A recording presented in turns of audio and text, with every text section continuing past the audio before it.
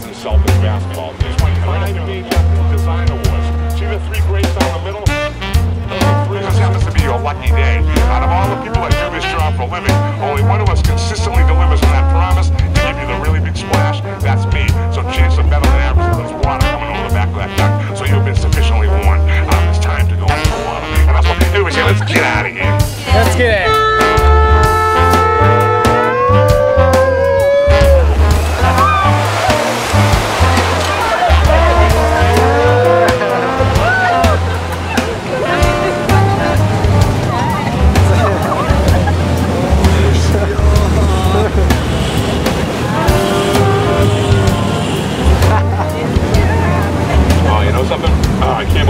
Tell you guys this.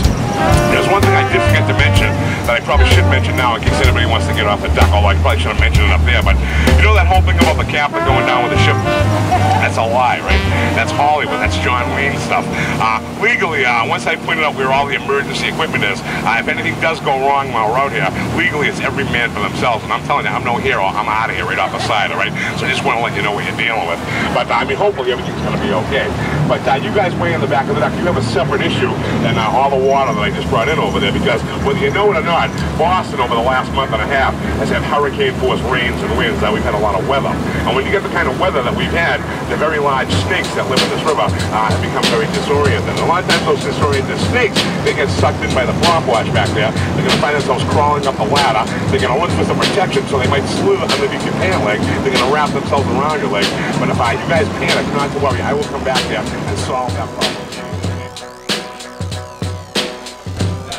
You guys have been waiting around all day to take a ride on a duck, so I think it's probably a good time to explain to you what a duck is. So I'll start with that. My registration is right down here on the right, and when I open it up, it says that we are cruising around in a 1942 General Motors amphibious landing craft. And American women, with a nickname of Rosie the Riveters, made 21,000 of these vehicles for America's World War II effort in Europe and in the South Pacific. And military historians and military planners from all over the world, we're talking friends and enemy alike, say that America was able to win World War II a whole lot more easily because we had at our disposal the greatest amphibious landing craft of any army in the world. And we could get supplies to our guys on the ground quicker than any other army. See, in 1942, this was a quick response vehicle. You could get into areas where standard